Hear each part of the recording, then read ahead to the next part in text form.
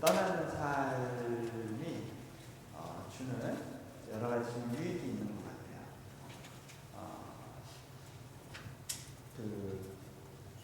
천국의 시민으로 사는 법에 대해서 잘 연습할 수가 있습니다. 제가 살아본 나라들 중에는요, 시민권을 주지 않는 나라들이 있습니다. 그렇기 때문에 저는 항상 다른 나라에서 살면서 한국 여권을 가지고 움직입니다. 그런데 제가 그러다 보니까 어느 나라를 가든지 저는 이방인입니다. 그런데 또 이렇게 생각해 보면 저는 천국에 속해 있지 이 땅에 속해 있지 않습니다. 천국의 시민권을 가지고 살아갑니다. 이게 유익한 점은 뭐냐면요. 한 번은 제가 미국에 잠시 와 있었을 텐데 텍사스의 어느 시골 마을에 있는 월마트에 간 적이 있었습니다. 한국에서 오신 분하고 이렇게 저렇게 다니면서 물건을 보고 있었는데 어떤 푸른만 옷을 입은 백인 할아버지가 지나가다가 저희를 탁 째려보더니 Speak English!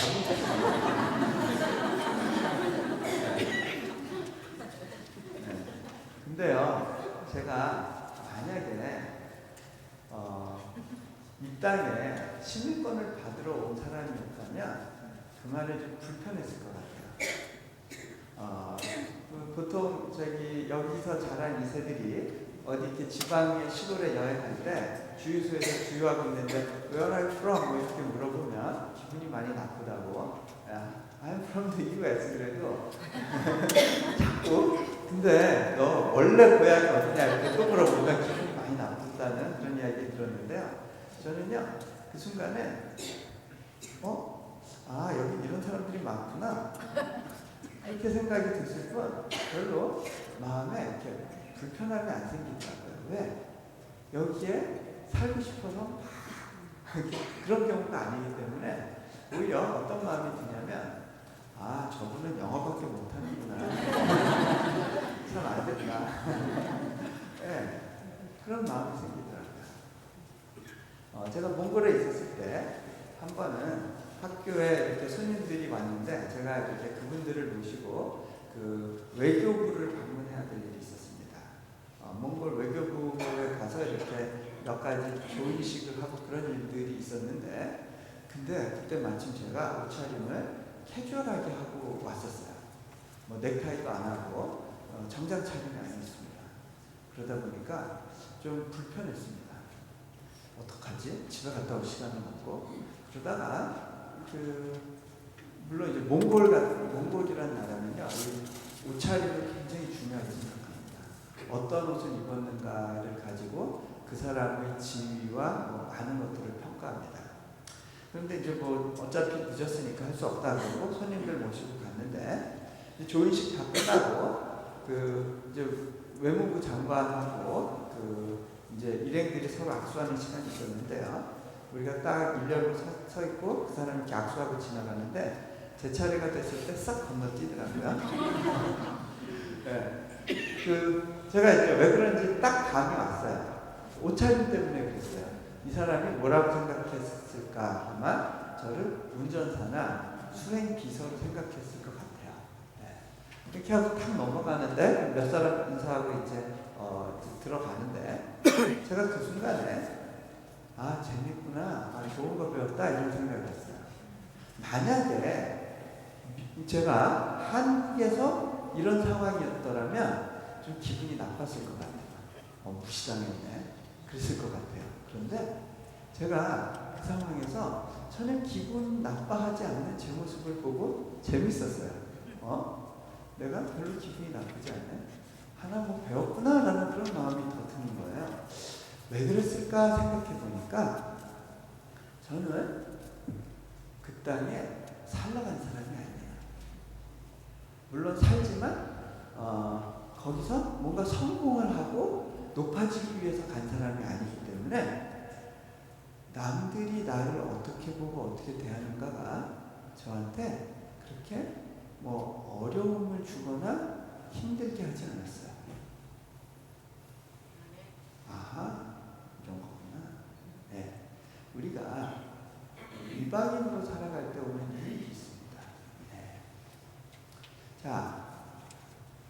성경을 보면요, 성경은 이민자들에 대한 이야기를 참 많이 쓰고 있습니다. 이민자의 역사라고 할 수 있어요.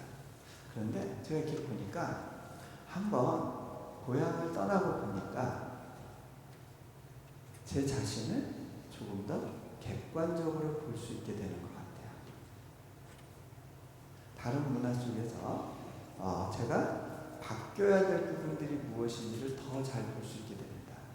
미국 살면서도 그런 거 느꼈는데 막상 가난한 나라라고 생각되는 몽골에 가고 나니까 저 자신이 어떤 사람인지 더 잘 보입니다. 네.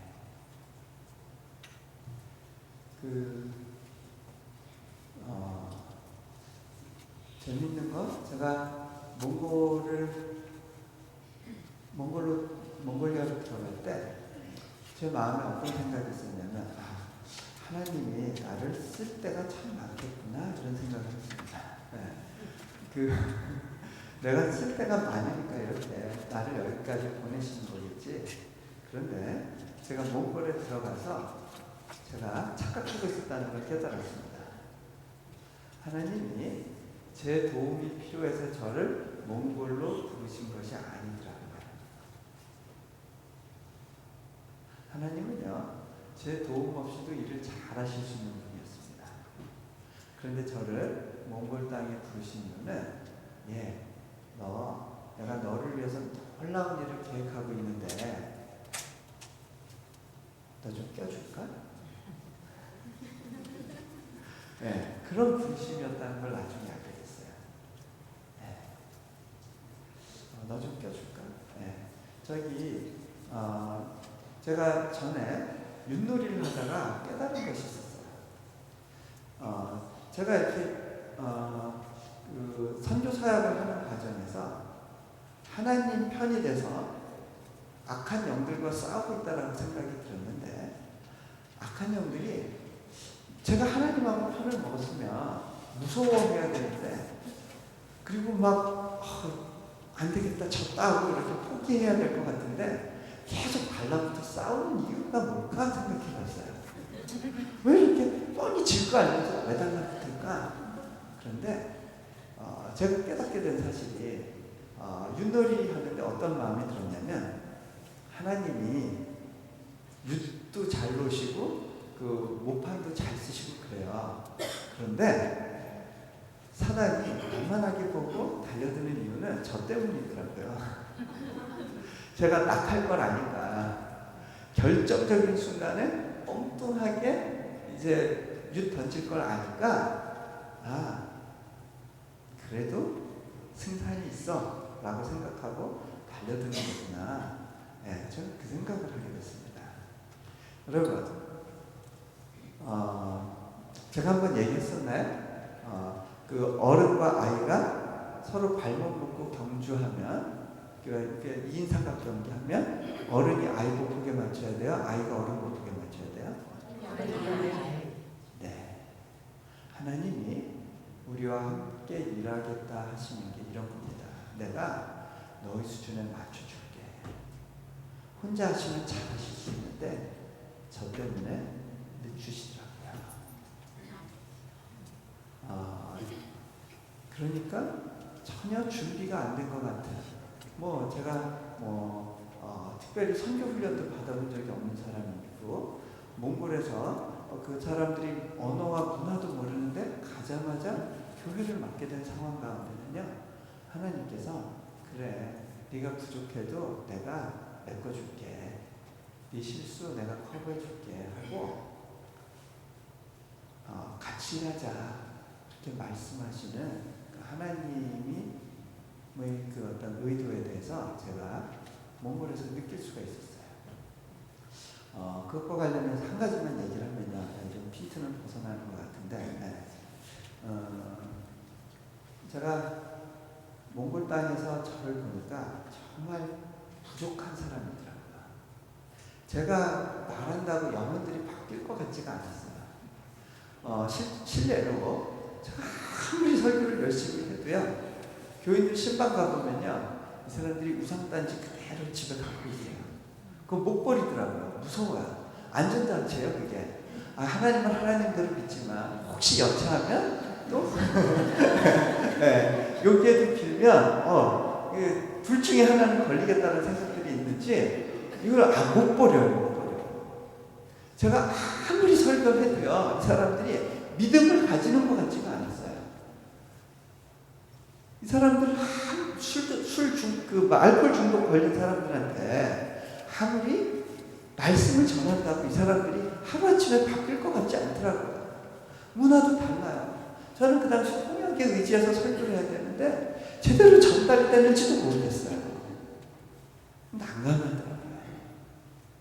어느 날 하나님, 도대체 어떻게 하면 좋습니까? 제가 이 영혼들을 맡았는데 정말 잘할 수 있는 자신이 없습니다. 누구 하나 제가 말한다고 바뀔 것 같지가 않습니다. 막 그렇게 기도하면서 다 이렇게 땅을 치고 있는데 하나님께서 어떤 동물 어미의 울음소리 같은 걸 들려주셨어요. 이거 무슨 소리지? 하나님 이게 무슨 소리입니까? 그때 하나님이 제게 주신 마음이 내가 이 영혼들을 향해서 울고 있는 마음이다. 그런 마음을 주세요. 근데 그게 왜 어떤 그로우닝 사운드라고 그래야 되나요? 이렇게 그 신음소리 같은 그런 소리인데 제가요 그 소리를 듣고요 견딜 수가 없었어요. 어떻게 하나님 같은 권위 있고 위험 있으신 분이 이런 소리 가운데 슬퍼하실 수 있나 싶어갖고요. 제가 바닥에 주저앉아가지고요. 땅을 치면서 하나님 어떻게 이러실 수 있습니까? 그러고 있는데 하나님이 제게 이런 마음을 주셨어요. 너 나와 함께 울어주지 않겠니? 그게 내가 너한테 원하는 목표란다. 저한테 어떤 프로그램 하라고 아니면 어떤 목사님 벤치마킹 해가지고 따라하라고 이런 얘기를 하신 적이 없고요. 저에게 딱 한 번 말씀 주신데 나와 함께 울어주지 않겠니? 이렇게 말씀하셨어요. 제가 그거는 할 수 있겠더라고요. 그래서 같이 울기로 했어요. 하나님, 제가 울겠습니다. 이건 하겠습니다. 그러고 있었는데 그러고 난 다음에 교인들이 바뀌기 시작하는 게 보여요. 한 예로요. 우리 청년들이요. 막 뜨거워지기 시작했어요. 막 불을 받았어요. 그래가지고 저한테 와가지고 선생님 우리요 철야기도라는 걸 하기로 결심했어요. 그래? 제가 좀 당황이 됐습니다. 저랑 같이 하자고 할까봐. 제가 새벽 기도하느라고 너무 버거웠어요. 그런데 이제 잠이 모자라다고 느끼는데 철야기도 너무 부담스러운데 그러고 있었는데 아이들이 하는 말이 우리가 금요일마다 철야기도 하고 싶어요. 그러면서 이런 이야기를 합니다. 한국교회가 이렇게 기도를 많이 해서 부흥했다면서요? 제가 그 얘기 듣고 속으로는 야 요즘 한국교회 철야기도 잘 안 해. 그렇게 말해주고 싶었어요. 그런데 말 안 했습니다. 애들이 실망할까봐.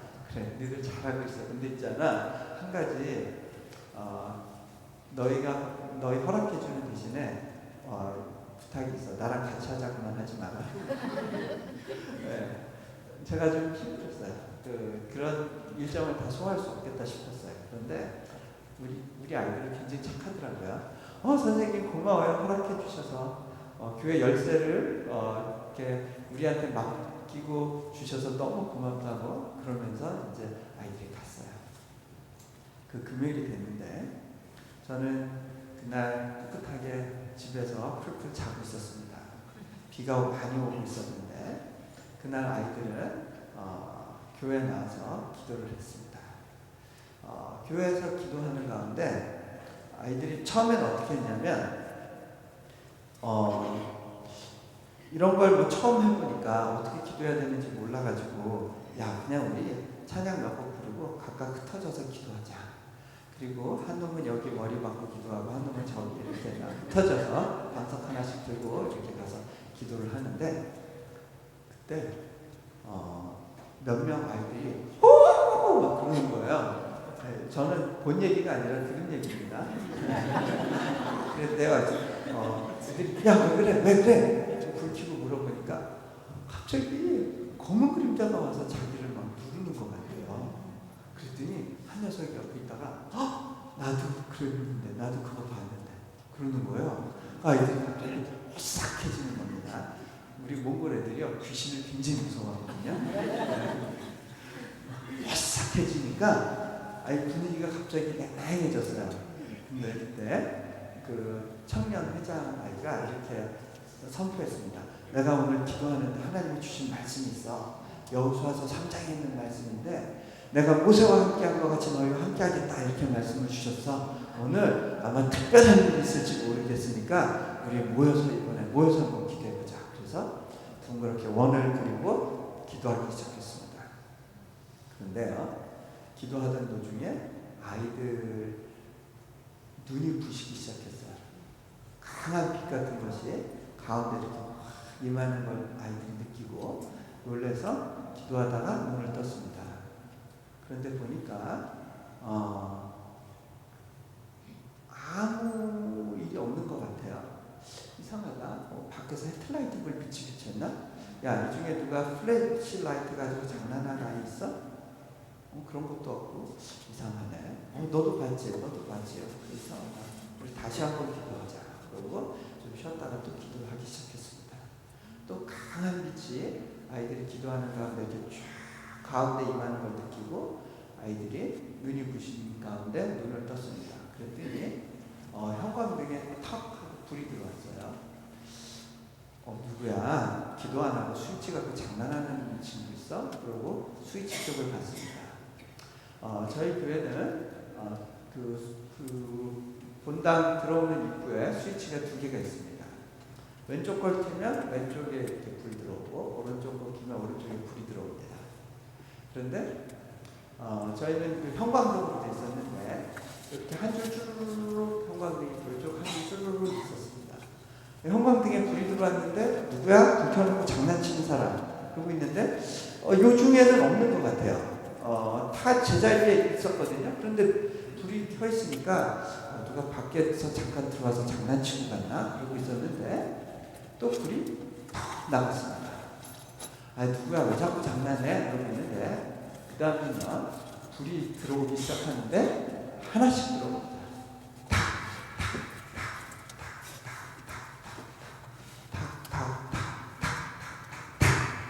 그리고 동시에 불이 꺼졌습니다. 그걸 보고 아이들이 굉장히 마음이 뜨거워져서 그날 놀랍게 기도를 했습니다. 기도가 끝나고 다음날 저를 찾아왔어요. 저희 집에 와서 선생님, 우리 기도하는데 놀라운 경험을 했어요. 니들끼리 기도했는데 뭐 별일 있었겠냐? 그랬더니 아니래요. 막 설명을 하는데 가만 들어보니까 이상한데? 그래? 진짜? 녀석들이 장난치나? 얼굴을 봤어요. 그랬더니 표정이 너무 밝아요. 근데 이게 그 얼굴이 이렇게 까맣게 그슬린 친구인데 이게 빛이 나는 것 같이 얼굴이 밝아 보이는 거예요. 이게 얼굴은 까만데 밝아 보여요.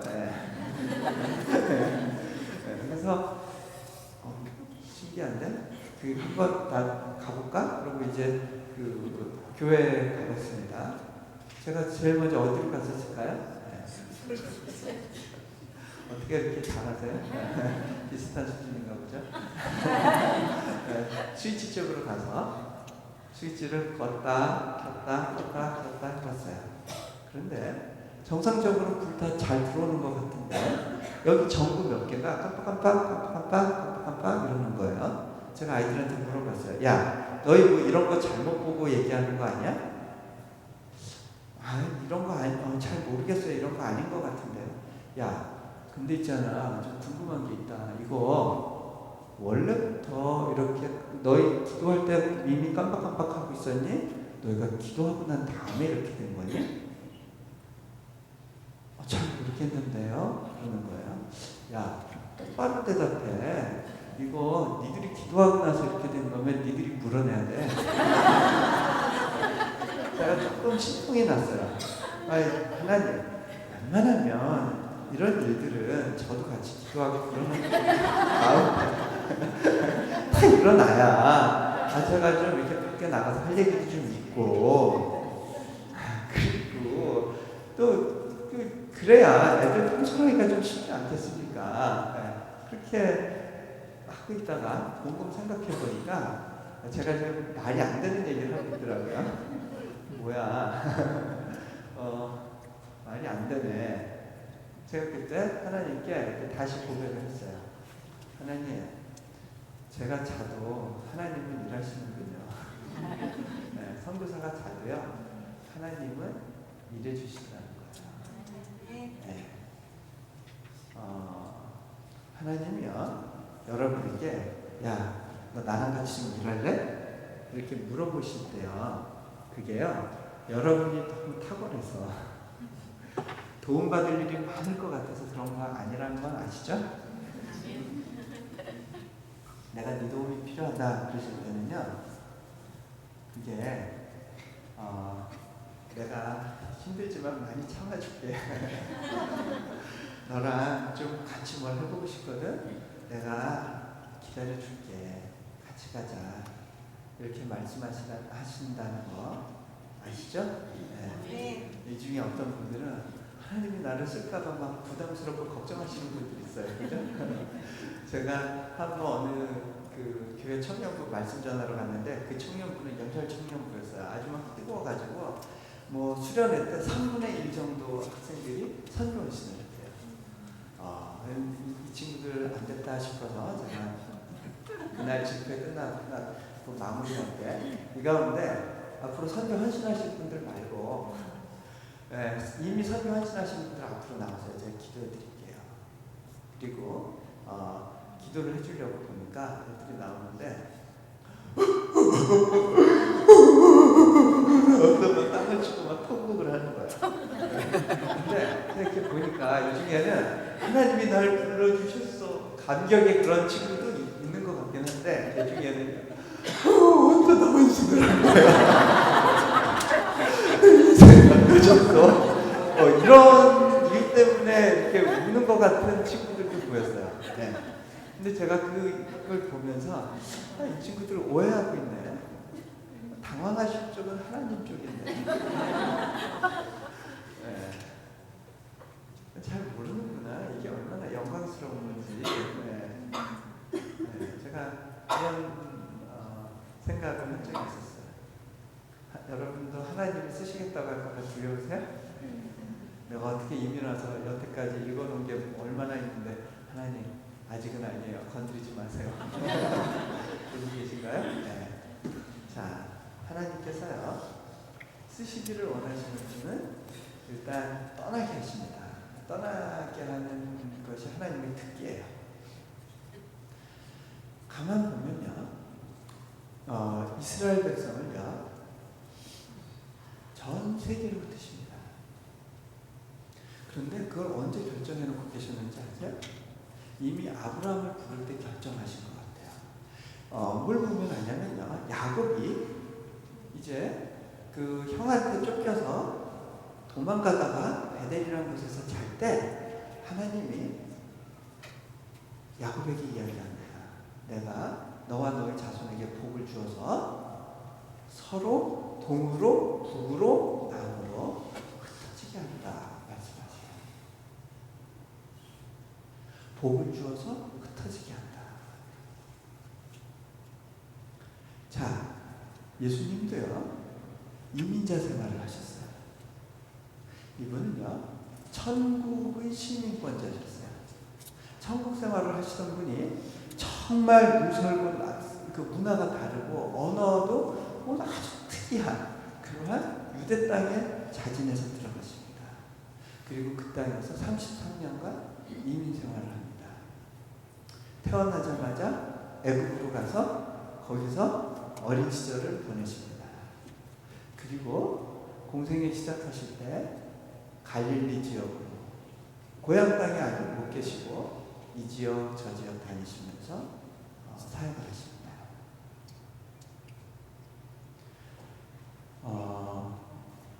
예루살렘 교회가 자기들이 은혜 받은 거에 만족해서 이렇게 모여 살았을 때 하나님께서요 그 예루살렘 교회를 핍박 가운데 흩으십니다.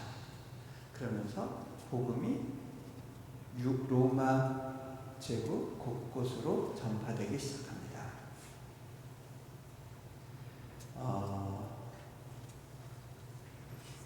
이민자들을 하나님이 사랑하세요. 지금 보면 기독교가 전체적으로 그 중심이 바뀌고 있습니다. 예전에는 서구 중심이었는데 그 서구 중심이었던 유럽이 중심이었죠. 그 유럽으로 가는 게 뭐하고 같이 가요? 민족 대이동과 함께 갑니다. 거기서 머물러 있었어요. 그러다가 하나님께서 또 다른 지역을 일으키십니다. 신대역. 북미와 남미에 이민자들을 보내시면서 그곳에 새로운 하나님 나라를 이룩하십니다. 그리고 나서 이제 하나님께서 아프리카와 남미와 아시아에 새롭게 교회를 세우시면서 교회의 중심축이 서구에서부터 남방으로 옮겨가고 있습니다. 2011년 통계로 세계 최초로 남반구의 기독교 인구가 북반구의 기독교 인구를 넘어섰고요. 이제 이 현상은 점점 더 가속화될 것으로 사람들이 예측하고 있습니다. 그런데요, 남반구 특별히 아프리카와 남미에 어떻게 해서 교회가 성장하나 봤더니 이것이 도시 집중화하고 맞물려 있어요. 예전에 도시에 사는 인구가 10%가 안 됐는데 지금 50%가 넘습니다. 이 사람들이 자기 고향 땅을 떠나서 돈을 벌기 위해서 도시로 들어오면서 예전에 살았던 공동체로부터 분리되어집니다. 그리고 새로운 공동체 속에 들어가서 의지하고 싶어 하는 가운데 교회를 찾게 되더라고요. 하나님의 도우심을 구하게 됩니다. 이 사람들은 하나님 외에는 자기를 도와줄 아무런 의지처가 없기 때문에 열심히 하나님께 의지하는 걸 보게 됩니다. 이런 현상은요, 한국 교회 성장하고도 맞물려 있습니다. 한국의 교회가 폭발적으로 성장하던 시기가 전쟁과 관련되어 있습니다. 다 이북에서 내려와가지고 교회에 머물러 있습니다. 그리고 도시화가 시작되면서 그 도시화와 함께 급속도로 교회 성장이 이루어집니다. 사람들이 다 고향 떠나서 낯선 곳으로 들어가가지고 거기서 하나님을 만납니다. 또 이민교회들을 보세요. 초기에는 사람들이 다 교회에 모였습니다. 우리 한국 분들 보세요. 그렇죠? 교회가 의지처가 됐습니다. 그러면서 그걸 통해 그러한 계기를 통해서 이민교회가 성장하는 일이 있었습니다. 자, 하나님은 이민을 통해서 일하십니다. 뭔가 부흥의 놀라운 물결을 주시기 전에 떠나게 하시는 일을 먼저 하십니다. 자, 하나님께서요, 한국 민족을 쓰시기로 결정하시고 난 다음에 시작하시는 일이 있습니다. 한국 민족을 흩으시는 겁니다. 우리 한국 사람들은요, 정주민족입니다. 땅에 붙어 살았습니다. 고향 산산을 떠난다는 것을 생각할 수 없는 그런 사람들이었습니다. 그런데 하나님께서 이들을 흩기 시작하셨습니다. 뭘로? 처음에는요, 일제시대 때 많은 사람들이 일본으로 가고요.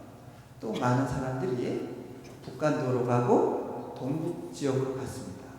그리고 난 다음에 하나님께서 1907년에 놀라운 부흥을 주셨는데 이 부흥은요, 한반도에 국한되지 않았습니다. 이 부흥의 물결이요, 한국 사람들을 따라서 전파됩니다. 그래서 만주 지역에서 사역하던 선교사가 어떤 보고를 하느냐면 이 만주벌판은 흑색깔이었지만 주일이 되면 이 들판에 하얀 꽃으로 가득했다라는 표현을 씁니다. 그게 뭔지 아세요? 한국 사람들이 흰색 옷을 입고 그 깨끗하게 그 풀먹인 그 흰 옷들을 입고 다 주일 아침에 교회를 향해 걸어갔습니다.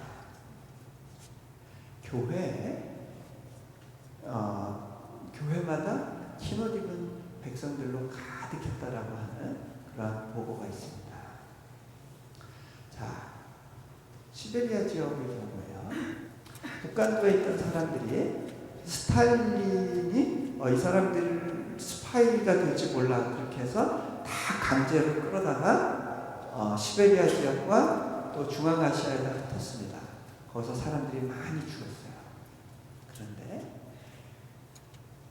제가 시베리아 지역을 여행하면서 많은 그분들의 2세, 3세, 4세들을 만나는데요.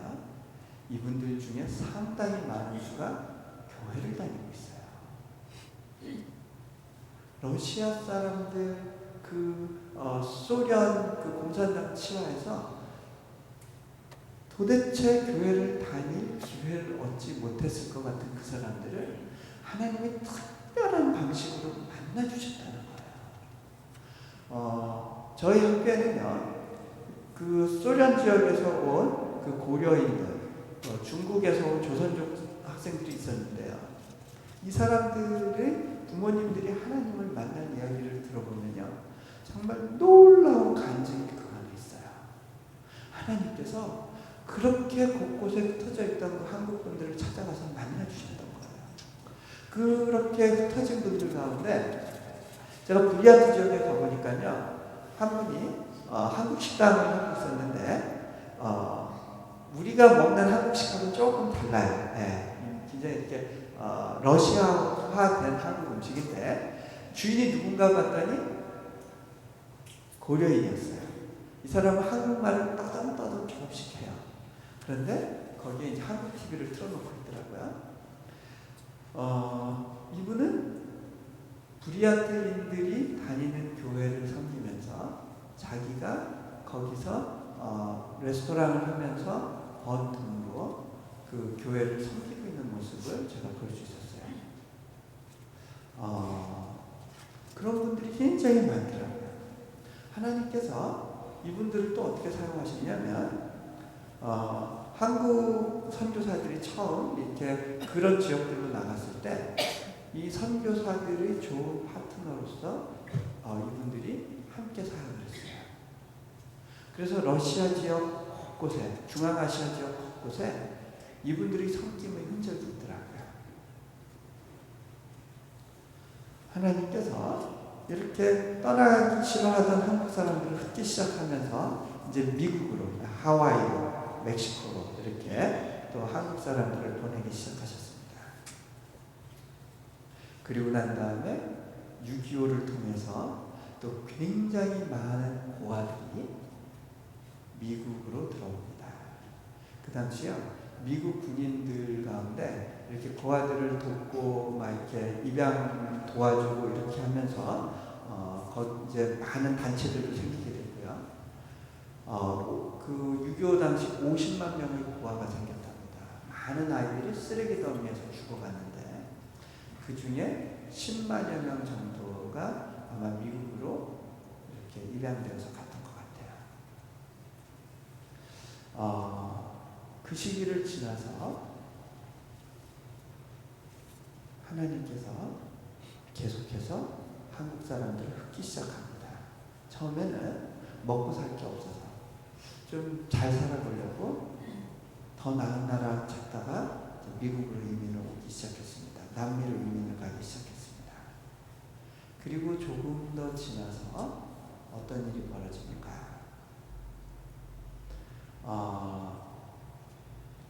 1970년대에 YM이라고 하는 선교단체의 리더들에게 하나님께서 강력한 성령의 감동으로 말씀을 주셨는데 그게 뭐였냐면 내가 한국 민족을 선교하는 민족으로 세울 거다.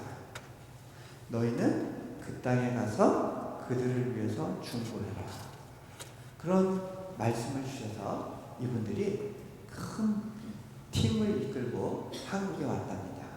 그래서 교회와 또 신학교를 다니면서 말씀을 전했는데 하나님께서 당신들을 선교하는 민족으로 세우겠다고 하십니다.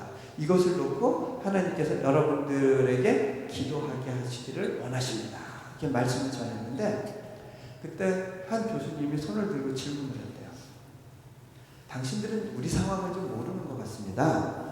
당신들이야 미국 사람들이니까 전 세계를 다닐 수가 있죠. 패스포트가 있으니까. 그리고 비자를 받아야 되는 나라가 몇 안 되니까 마음껏 다니죠. 우리나라 사람들은 여권을 마음대로 받을 수가 없습니다. 그리고 여권을 받으면 뭐합니까? 비자 없으면 못 가는 나라들이 너무 많은데요. 우리가 어떻게 세상을 다니면서 전 세계를 다니면서 전도하는 사람들이 될 수 있습니까? 불가능합니다. 그랬더니 그 리더분이 그 말씀을 받아서 그렇군요. 그러면 우리가 하루빨리 한국 사람들이 여권을 받고 여행을 자유롭게 할 수 있는 날이 오도록 우리 같이 기도합시다. 기도를 했답니다. 1989년에 세계여행 자유화가 이제 되어버리죠. 자, 하나님께서요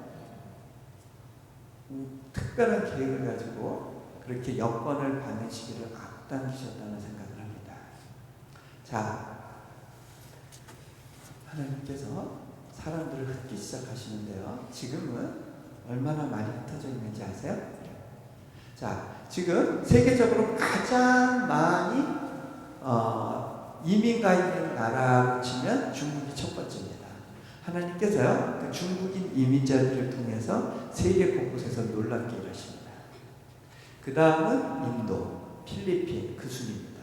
한국이 네 번째, 다섯 번째 정도인데요. 그런데 재밌는 건 나가 있는 나라 수로 따지면 한국 사람들이 가장 많은 나라에 나가 있는 거 아세요? 미국에서도 전혀 겹쳐져 있어요. 한 140여 개 국가에 나가 있답니다. 중국 사람들이 나간 나라 수의 2배나 많은 나라에 나가 있어요. 제가 아는 분들 중에 한국 분들 중에 케냐 마사이족이라고 하는 아주 용맹스러운 부족에 추장으로 계신 분들만 2분이에요. 네. 제가 지난번에 유니언신학교에서 말씀 전할 때 그 페어뱅크 알래스카 페어뱅크 지역에서부터 오신 분이 있는데 그분이 그러더라고요. 이 알래스카에 놈이라고 하는 지역이 있는데 거기에 뭐 에스키모들 많이 사는 데인데 거기에도 한국 분이 산대요. 중국 식당을 하고 있답니다. 한국 식당은 그 한국이 어떤 나라인지 잘 모르는 사람들이 많은데 중국은 아니까 중국 식당 간판 걸어놓고 한국 음식 만들어서 판대요. 그래도 이 사람들이 뭐가 중국 음식이고 한국 음식인지 모르니까 그냥 이거 먹고 맛있다 그러면 또 해주고 그러면서 장사 잘하고 있답니다. 한국 분들이 어디 가든 적응을 잘하는 것 같아요. 자, 세계 곳곳에 이렇게 나가 있습니다. 왜 이렇게 하셨을까? 하나님께서 참 별의별 방법을 써서 사람들을 나가게 하십니다.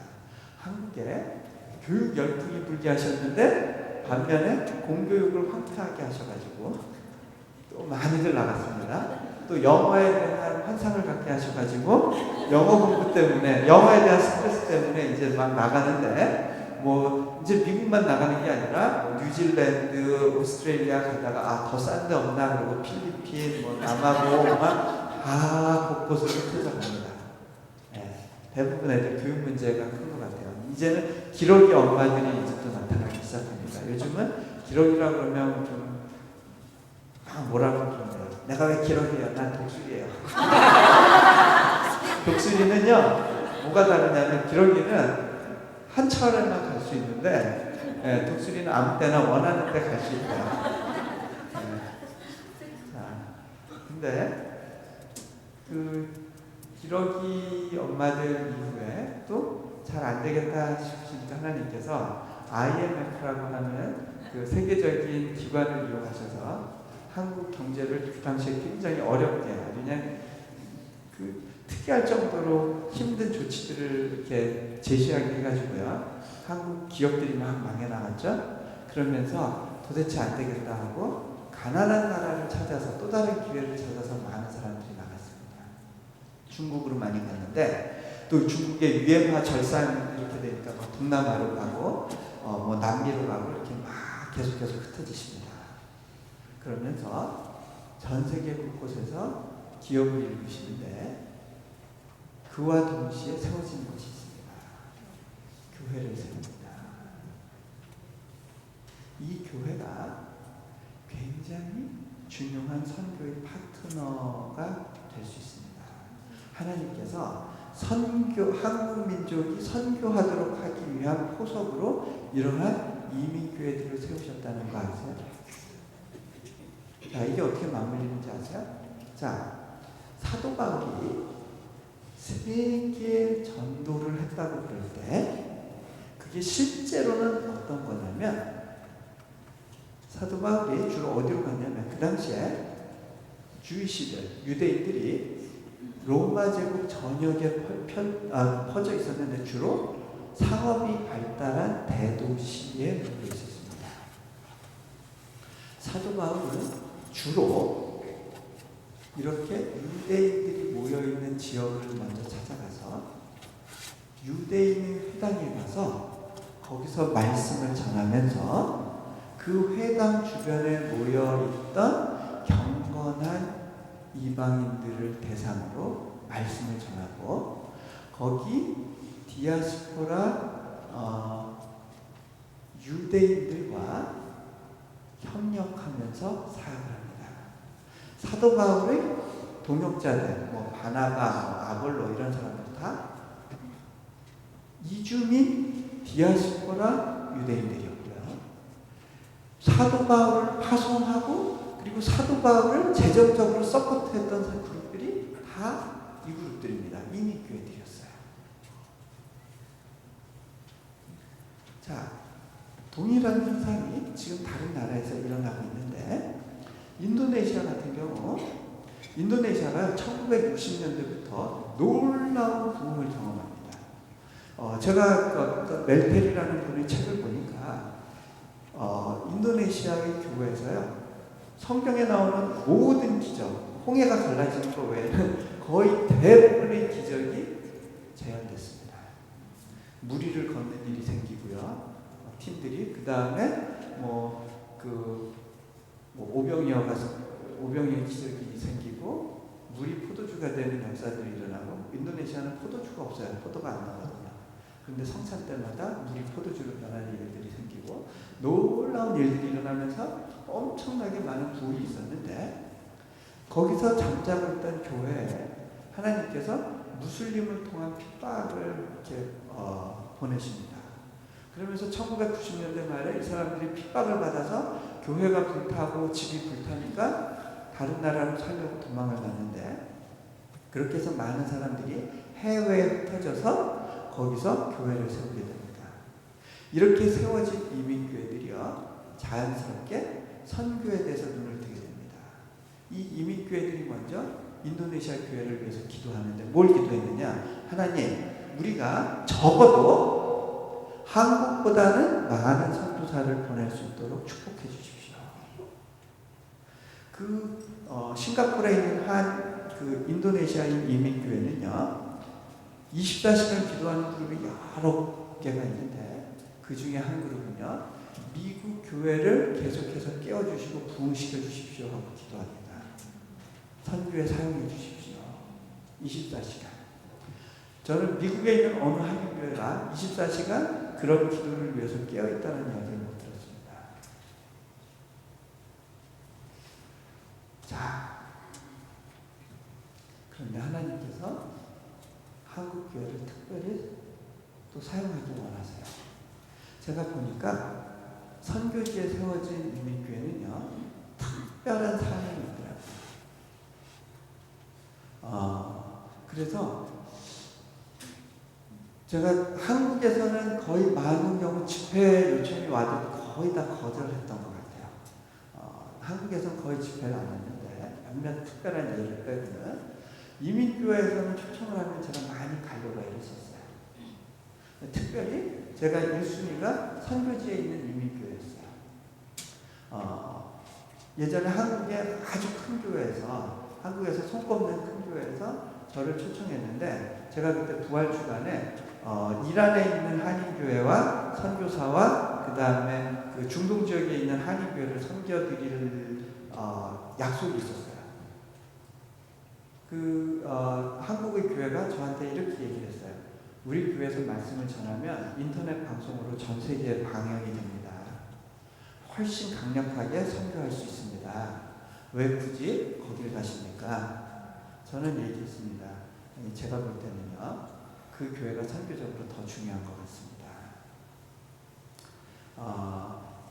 그 중동의 한 교회에 갔을 때가 그때가 부활절이었는데요. 마치 알까에다가 그 부활절을 맞아서 그 교회 컴파운드 내에 폭탄테러를 한다라는 첩보가 입수가 돼가지고 경찰들이 이제 비상이 걸렸습니다. 제가 속으로 부활주일이지만 교회 교인들 몇 명 안 나오겠다 싶었어요. 그런데 제가 가보니까 꽉 찼어요. 어떻게 된 거예요? 그랬더니 한 교인들이 98%가 나온 것 같대요. 그 중에는 물론 교회 소식이 둔해서 나온 분들도 있겠지만 대부분은 알고도 나오셨다는 생각을 제가 했어요. 그 교회는요, 이 땅에서 예배하는 공동체라고 하는 그 사명선언이 있는데 선교에 대한 언급은 없습니다. 교회 비전에. 하지만 그 교회가 그곳에서 예배하는 공동체로 세워졌을 때 자연스럽게 선교의 문이 열려서 한 500여 명 모이는 교회인데 한 250여 명의 선교사를 직관적으로 후원하고 있다는 이야기를 들었어요.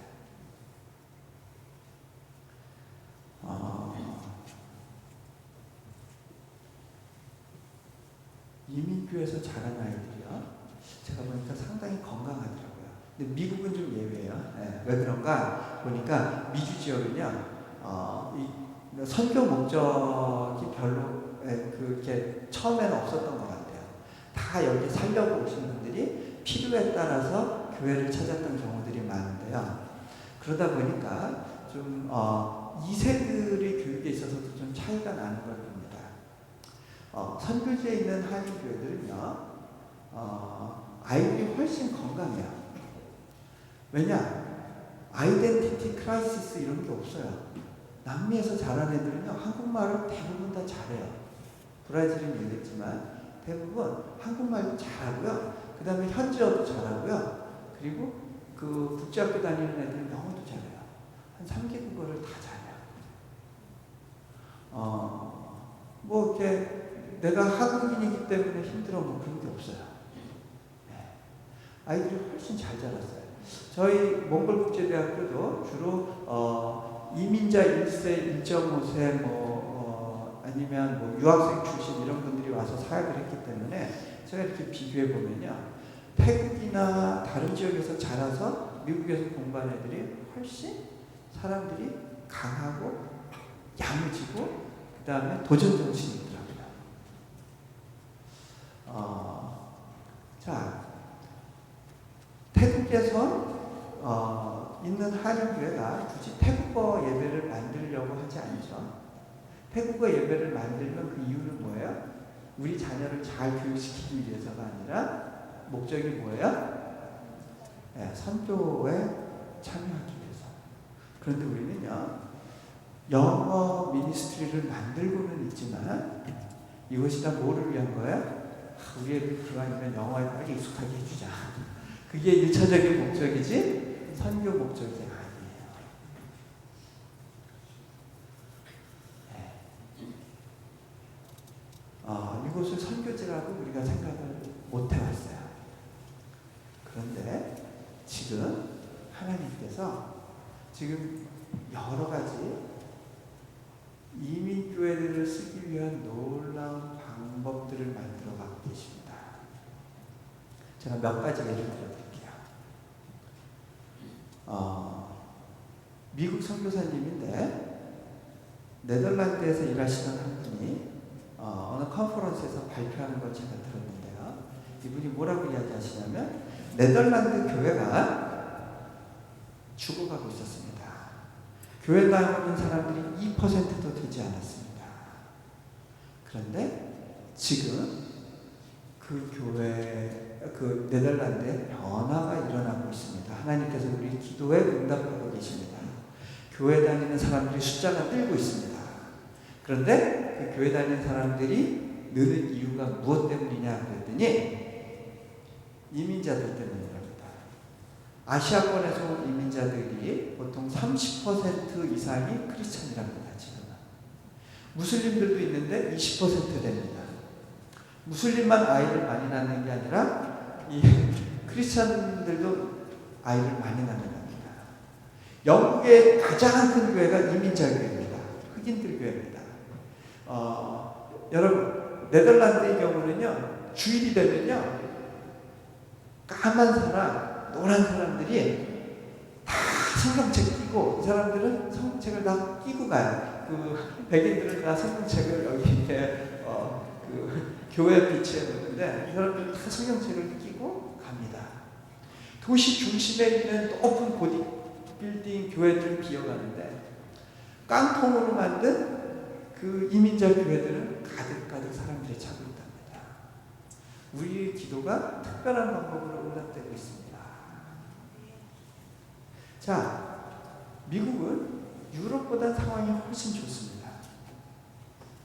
아이도 많이 낳고 있고요. 그런데 앞으로 이민자 교회가 더 중요해질 가능성이 많습니다. 백인들 교회 나오는 숫자는 정체되어 있고 이민자 교회가 점점 급증하고 있습니다.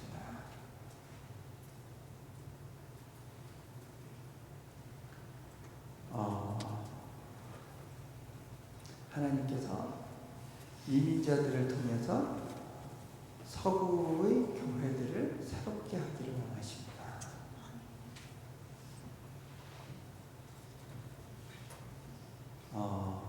제가 보스턴에서 학교 다니는 당시에 교회 다니는 사람들의 숫자가 7% 미만이었습니다. 지금 15% 이상으로 늘었습니다. 대부분 유학생들의 영향이 큰 걸로 보입니다. 밴쿠버에 있는 차이니스 디스트릭트에는요, 몇 집 건너서 교회가 있습니다. 엄청나게 빠른 속도로 이민자 교회가 생겨나고 있습니다. 하나님은 떠남을 통해서 일하게 하시는 분입니다. 자, 그런데요, 오늘 말씀에 보면요, 하나님께서 이민자로 가는 사람에게 어떤 축복을 주십니다. 아브라함에게 어떻게 말씀하시냐면, 뭐라고 말씀하시냐면, 내가 너를 축복하는 자를 축복하고 너를 저주하는 자를 저주하겠다. 여러분, 이 당시에는요, 부족 중심의 사회입니다. 부족에서 분리돼가지고 혼자 떨어져 나와 있다는 건요, 외적이 공격하면 그냥 위험에 노출되는 겁니다. 잡혀가서 노예가 될 수 있습니다. 재산을 모아놔도 누가 뺏어가면 남는 것이 없어집니다.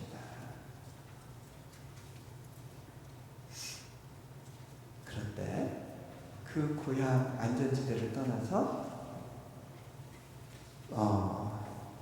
이 아브라함이 내려갑니다. 아브라함에게 하나님이 축복을 주시는데, 이 축복을 주시는 이유가 뭔지 아세요? 그 뒤에 나옵니다. 그래서 너로 하여금 열방이 복을 받게 하겠다. 아브라함에게 복을 주신 이유는요, 너 잘 먹고 잘 살아라가 아닙니다. 너로 인해서 열방을 복주고 원한다. 너는 모르지만 너의 그 떠난 행위를 내가 축복해서 내가 너를 놀랍게 사용하겠다라고 말씀하시는 겁니다. 자, 그런데요, 아브라함이 내려갔던 곳은 가나안이다. 나중에는 그곳이 젖과 꿀이 흐르는 땅으로 모세 시대의 묘사가 되지만 실은 이 땅은요, 불모지에 가깝습니다. 당시 중동 지역을 땅을 보면요, 가장 문명이 발달했던 곳이 아브라함의 아버지가 살았던 메소포타미아 지역입니다. 그리고 하란 지역은 그거보다는 조금 더 못하지만 그래도 가나안보다 훨씬 문명이 있었던 곳이고요. 그 당시에 가장 북창지대는 메소포타미아 지역과 애굽 지역입니다. 가나안 땅에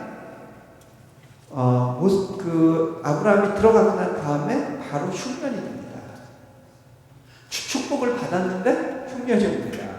그래서 할 수 없이 애굽으로 도망가죠. 근데 하나님은요, 이 경우에 아브라함의 재이민을 허용하지 않았습니다. 거기서 아내 뺏길 뻔하고 야단맞고 그리고 다시 돌아옵니다. 자, 가나안 땅은 어떤 땅이냐? 저주받은 사람들의 땅이었습니다.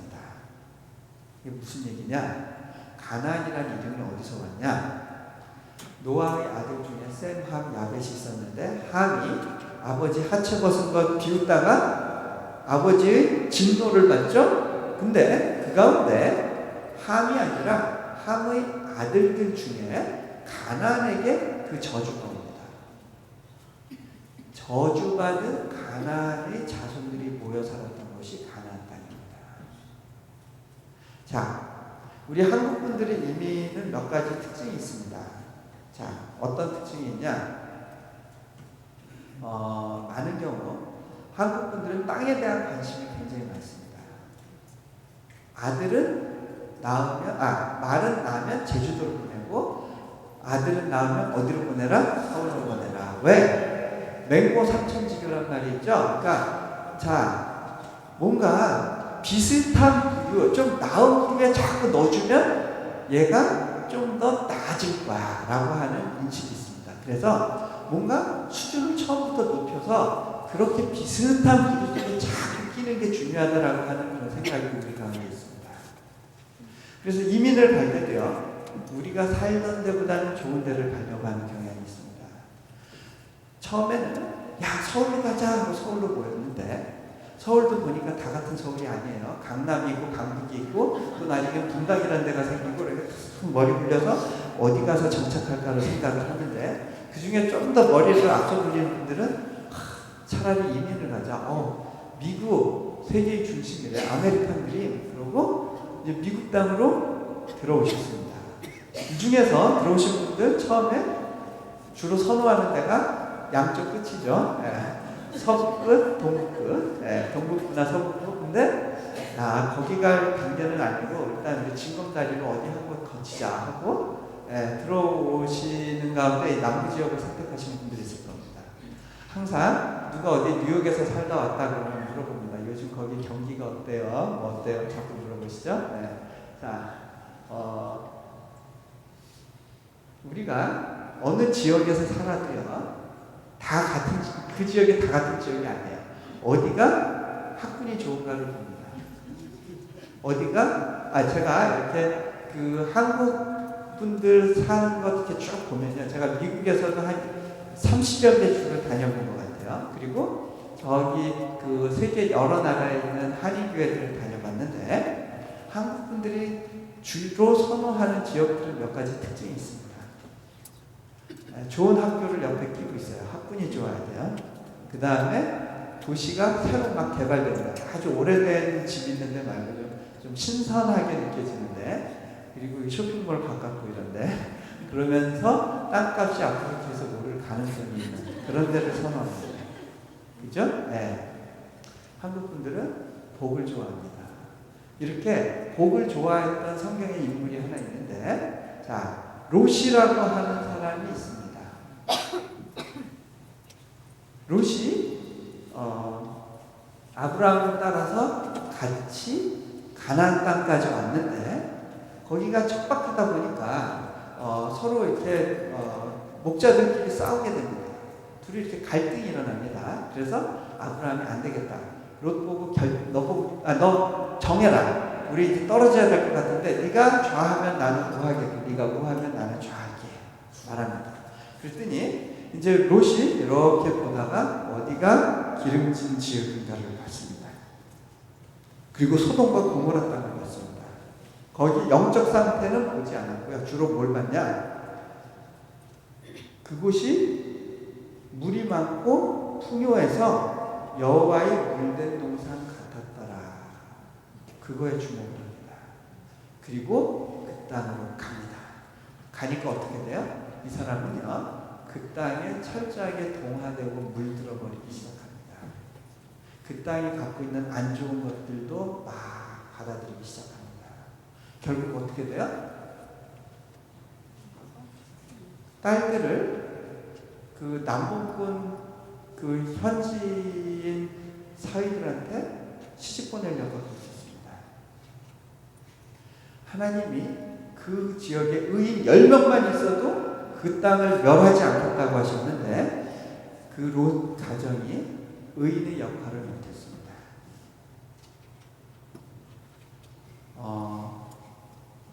그 롯의 아내는 그 땅의 풍요로움을 너무 사랑했습니다. 내가 사랑하는 쇼핑몰 이거 두고 볼 수 없는데 뒤돌아보다가 어떻게 돼요? 소승이 됩니다. 네. 그 땅의 현지 문화에 딸들이 영향을 받아요. 그러니까 아이를 아버지하고 관계 속에서 아이를 갖는 일이 생겨버리고 그 자손이 결국 어떤 일이 벌어집니까? 하나님의 자손과 대적하는 모압 가문 자손이 됩니다.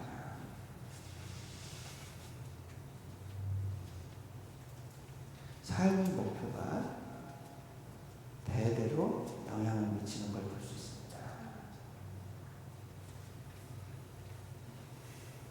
하나님께서는요, 여러분에게 여러분이 복의 근원이 되라고 하십니다. 하나님이 여러분을 이곳에 보내신 이유가 있을 거예요. 실은요, 6.25 당시에 많은 한국의 과부들과 고아들이 미군의 도움을 받았습니다. 여러분이 어쩌면 이 미군 부대 옆에서 사는 이유가 이 땅에서 하나님께서 받았던 복을 나누기를 원하는 것일지 모르겠다라는 생각을 제가 했습니다. 여러분이 이 땅에 흘려보낼 복이 있어요. 여러분은 아메리칸 드림을 찾아오자는 일이 아닙니다. 이 땅에 복의 근원이 되기 위해서 부름받았습니다. 내가 복 있는 땅으로 가는 것이 아니라 내가 복의 근원이 되라고 하나님은 말씀하십니다. 여러분이 받은 복이 있어요. 그런데 여러분이 그거를 못 보고 있어요. 제가 몽골에 가 있으니까 그게 더 잘 보이더라고요. 제가 미국에서 유학생활 할 때는요, 우리가 이 땅을 위해서 뭘 도울 수 있다는 생각을 감히 할 수가 없었습니다. 배우기에 바빴고 저는 이 거대한 조직에 작은 부품도 안 된다는 생각이 들었었어요.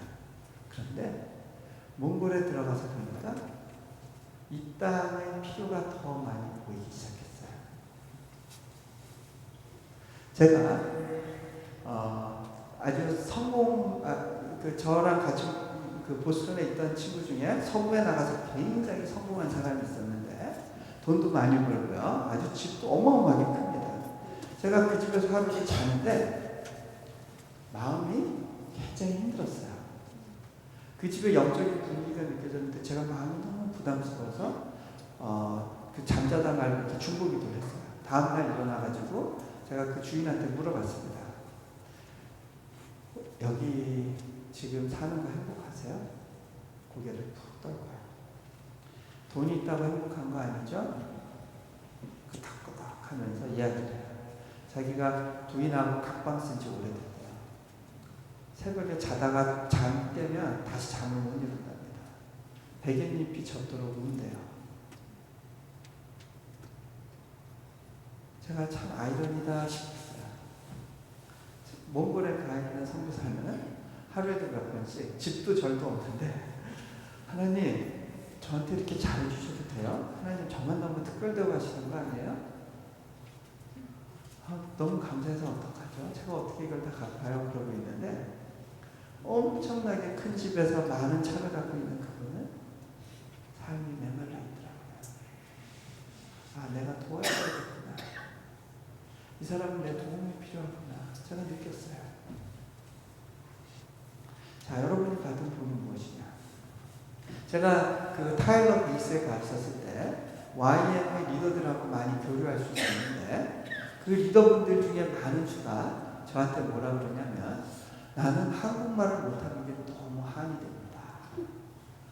난 한국 사람 됐었으면 좋았을 텐데. 저는 처음엔 장난으로 얘기하는 줄 알았어요. 그냥 저 듣기 좋으라고 그러는 줄 알고 아니 말도 안 돼 그러면서 무시하고 있었는데 계속 여러분들이 그런 얘기를 하니까 제가 한번 귀를 기울여봤어요. 무슨 얘기인가. 그 중에 한 분은 어떤 이유를 이야기하냐면 당신들이 갖고 있는 복이 있습니다. 더군다나 당신들은 아시아권 선교를 위해서 탁월하게 준비되어 있습니다. 우리는 미국인으로서 그 사회에 들어가서 그 문화를 이해하는 데 너무 많은 장벽이 있는데 당신들을 보면은 너무 쉽게 그 속에 들어가서 사역을 이루는 것들을 보게 됩니다. 당신들에게 주신 어떤 문화적인 소통의 능력이 있습니다. 특별히 아시아권에서. 나는 그것이 참 부럽습니다. 그 얘기를요. 1세분이 2세들한테 얘기하면 그래요. 근데 그런 그 백인 친구가 가서 이야기하면 진짜? 이럽니다. 네. 자, 한 번은 제가 이렇게 들은 이야기인데 그 재작년에 있었던 작년인가? 재작년에 있었던 이야기인데 그 YM이 50주년을 맞았어요. 그 리더 로렌 커닝햄이라는 분이 깊이 기도하고 있었는데 기도하던 중에 하나님께서 앞으로의 선교는 중보기도와 선교가 같이 간다라고 말씀해 주셨대요. 그래서 미국에 특별히 중보기도 사역으로 탁월한 한 단체가 생각이 나서 거기 리더 목사님께 전화를 했습니다. 제가 1년에 한 2주 정도만 하와이 코냐에 있는데 이때 중에 혹시 가능한 시간 있으면 이곳에 좀 와주십시오. 저희가 함께 교제하면 좋겠습니다. 그래서 그분을 불렀습니다. 그분과 이틀간 교제를 하다가 여러 가지 말씀을 나누면서 그날 저녁에 YM 리더들을 위한 특별한 모임에서 1시간 반 말씀을 전하도록 초청을 받았습니다. 그런데 그 말씀 집회 때 이분이 그 로렌 커닝햄이 뭐라고 했냐면 당신의 설교를 한국어로 통역하게 할 겁니다. 통역을 세워서 동시통역도 아니고 한마디 하면 한국 사람이 통역하고 이런 식으로 하게 되는 거예요. 왜 굳이 리더 모임에 한국어 통역을 합니까? 한국 사람이 그렇게 많아요? 그랬더니 그들은 리더가 아니지만 여기 한국 분들이 한 뭐 100몇십 가정 이렇게 있는데 그분들을 내가 따로 초청할 겁니다. 아니 왜 그들을 초청합니까? 리더도 아닌데 뭐라고 이야기를 하시냐면 기도에 관한 한국 교회가 세계 교회 역사에 있어서 놀라운 돌파를 일으켰습니다. 요즘요 국제회의에 가면요 Let's pray Korean style 이렇게 얘기하면요 그게 뭔지 알아요? 네, 통성기도예요. 통성기도. 네. 코리안 스타일 그러면 통성기도로 네. 교계에서는 그렇게 다 세팅이 돼 있어요. 이게 다른 나라 사람들도 다 알아요. 네. 아이고, 이분이 뭐라고 이야기하냐면 당신이 한국 교회의 역사에 대해서 공부할 필요가 있습니다. 중보기도의 뿌리를 알려면 한국교회의 역사를 알아야 됩니다. 당신이 삼기도 운동과 그 다음에 기도원 운동에 대해서 공부해 보십시오. 그러면서 또 뭐라고 그러냐면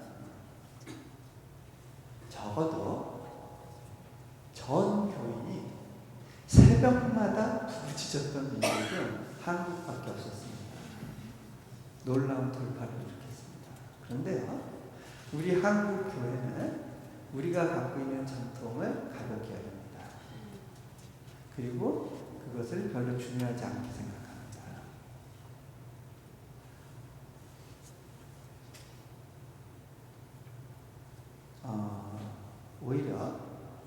외국의 지도자들이 더 잘 보는 부분이 있습니다. 물론 이민교회 안을 들여다보면 숱한 문제가 있어요. 아시잖아요, 여러분. 얼마나 문제가 많아요. 여기에 과연 소망이 있을까? 그런데요, 하나님께서 이 공동체 가운데 이 공동체를 이룩할 때 갖고 계셨던 놀라운 소망이 있으시다. 이 땅에 복을 주기 위해서 이 교회를 세우셨다는 사실을 믿음으로 고백할 수 있으면 좋겠습니다. 제가 토요일 새벽에 말씀 전했죠. 아픔이 사명이었다. 하나님께서 그 말씀을 제게 주셨습니다. 여기서 1.5세와 2세 이 아이들이 경험한 아픔입니다. 주류 속에서 비주류로 있어야 되는 것, 압박받는다는 것이 무엇인지를 이들은 경험을 했다. 눌려본다는 것이 무엇인지를 안다.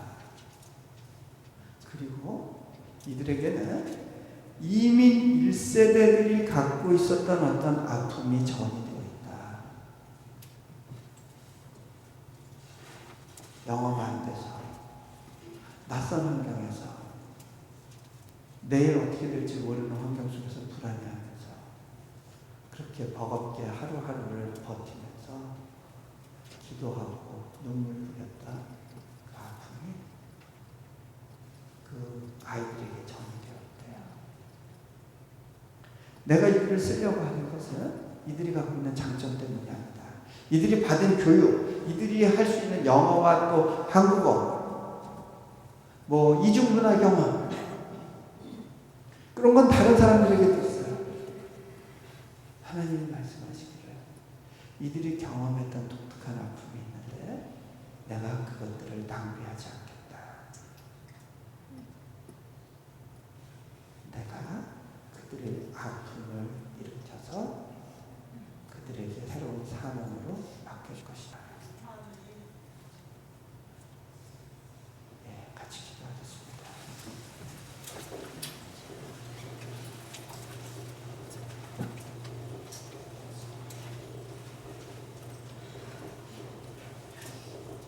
하나님께서 특별한 목적을 가지고 여러분들을 이 땅 가운데 심으셨습니다.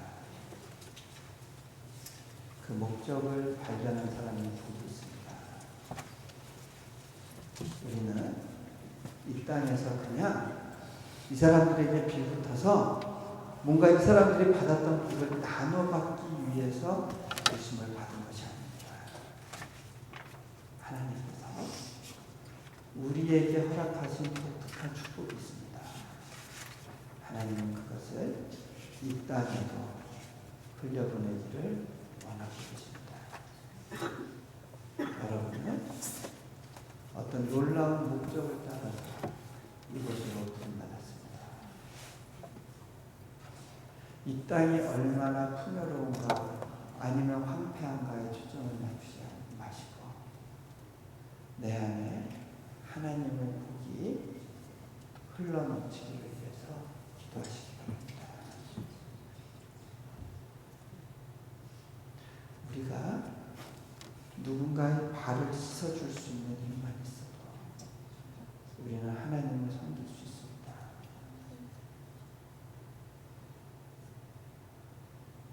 우리가 하나님 앞에 부끄러움이 없도록 시간에 우리를 돌아보면 좋겠습니다. 특별히 여러분의 자녀를 위해서 기도하시기 바랍니다. 하나님께서 이 자녀들을 마음껏 사용하실 수 있도록 기도하시기 바랍니다. 많은 교회의 어려움이 이 아이들에 대한 상처에서 시작됩니다. 열심히 노력해서 대학을 잘 보내놨는데 결국 교회를 떠나고 있습니다. 좋은 직장을 찾는데 더 이상 교회를 나오지 않습니다.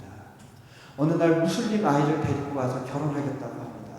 아니 왜 하고 많은 애들 얘냐고 그러면 아이가 이렇게 대답한답니다. 적어도 얘들이 아버지보다는 더 정직해요.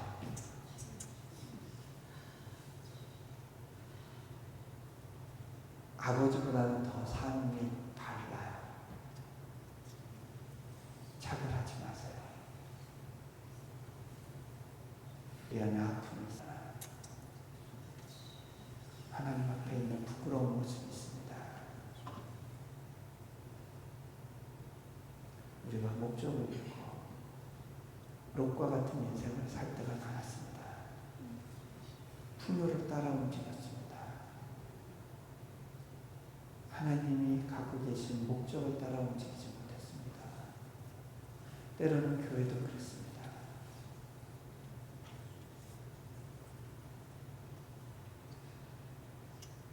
제가 어제 믿음에 대해서 이야기했습니다. 믿음을 가진 사람에게는 사명이 같이 주어집니다. 아버지의 마음을 받은 사람은 그 아파하는 마음에 대한 반응이 일어납니다. 아버지, 마음이 아프시죠? 내가 아버지의 마음을 알아요. 아버지, 나를 보내주세요. 내가 누군가의 섬김이 되기 원해요. 아버지 대신에 그들의 눈물을 닦아주겠어요. 아버지 대신에 내가 그들의 발을 씻어주기 원해요. 나를 보내주세요.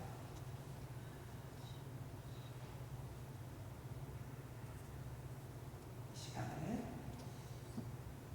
나를 이 땅에 세우신 하나님의 그 목적을 생각하면서 함께 기도합니다.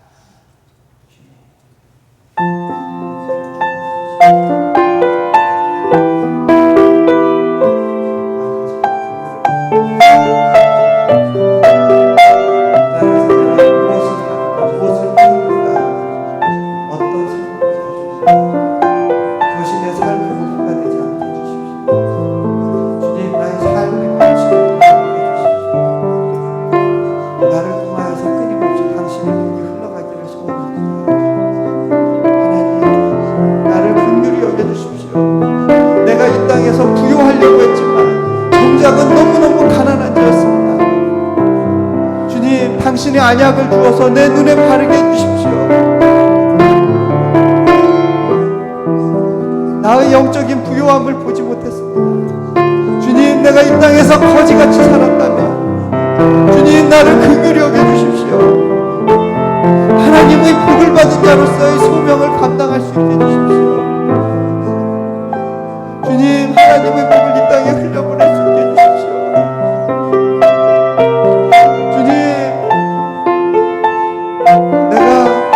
섬기는 자로서의 삶을 이루게 해주십시오. 주님, 주님 앞에 섰을 때 부끄럽지 않게 해주십시오. 내 눈을 열어 내가 섬길 곳들을 보게 해주십시오. 나의 도움이 필요한 것들을 찾아갈 수 있도록 주님 도와주십시오.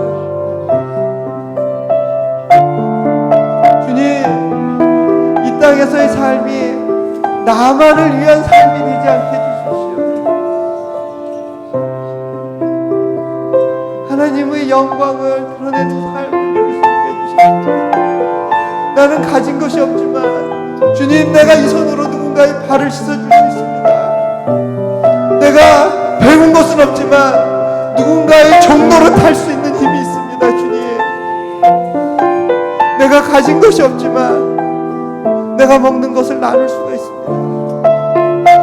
주님, 나를 긍휼히 여겨주십시오. 내가 받은 상처와 아픔에 집중하지 않게 해주십시오.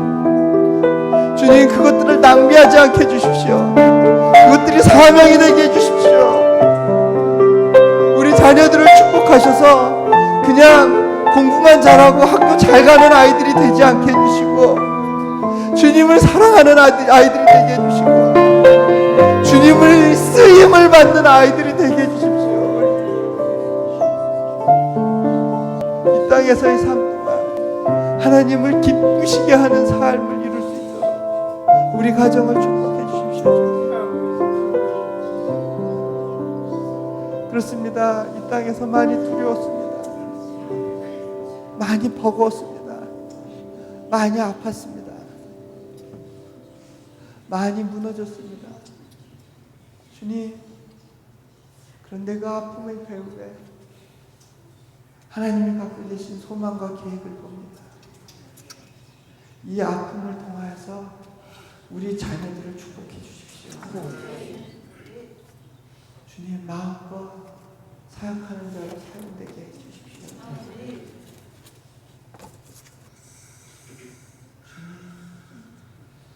이 아픔을 가지고 누군가 동일한 아픔을 갖고 있는 자들을 위해 섬길 수 있게 해주십시오.